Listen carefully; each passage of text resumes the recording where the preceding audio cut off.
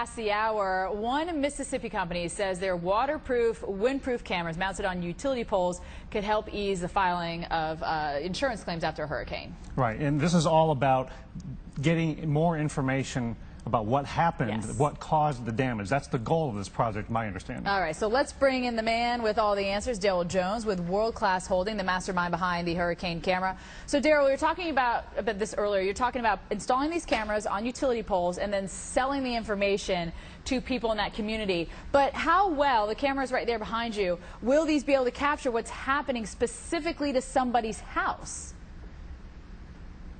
Well, because of these cameras' ability to see not only during the day but also at night, the technology behind them with the very, very low lux enables them to see at night as well as during the day. Yeah, but how much detail exactly? Because these insurance companies need a lot of detail. How much detail is this going to capture a small camera with a huge community?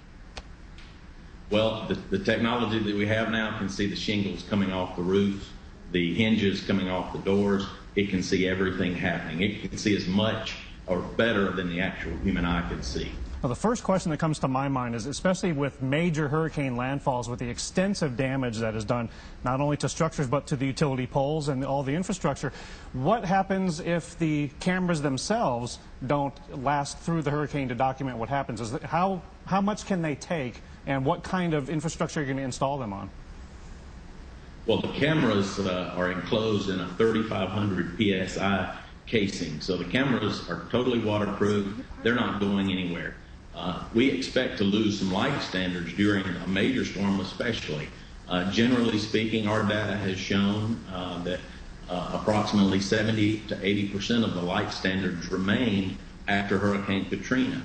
Our cameras are placed approximately a mile apart, so the likelihood of our light standard with our camera attached to them coming down is a remote chance, but we expect to lose 20 to 30% of cameras in each major storm. And when I say lose cameras, those cameras will come down at some point in the storm, but will record up to the point that they do come down. So Daryl, I assume then, since you're going in just prior to a storm, that you need to be very weather savvy, because you need to know how high to place these cameras, where to place them, because you've got to worry about wind, you've got to worry about surge, so you don't lose all your equipment.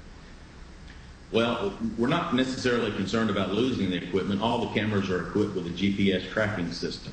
So wherever they end up after a storm, we'll be able to track them down.